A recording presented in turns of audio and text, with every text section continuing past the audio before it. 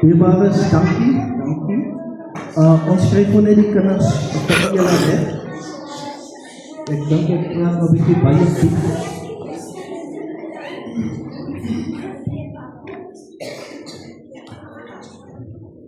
Ek dink dat is Magda vanoggend terwyl hulle gereed kry het, is Magda baie interessante ding vanoggend gesê.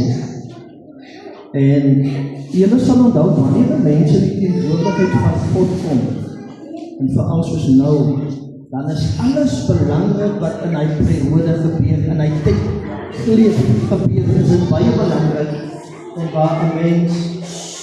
waar 'n mens tot die slotsom kom en aan die einde van die dag alles saamvat om te gaan kyk en te gaan opweeg.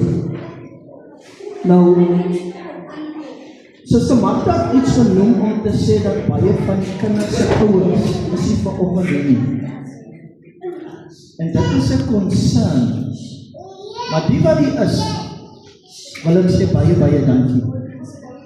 'n Mens besef dat dit was so mooi gebaar wat Suster Magda uitgebeeld het, wanneer die baba nog besig is om te vorm in die moeder se skoot, in die moeder se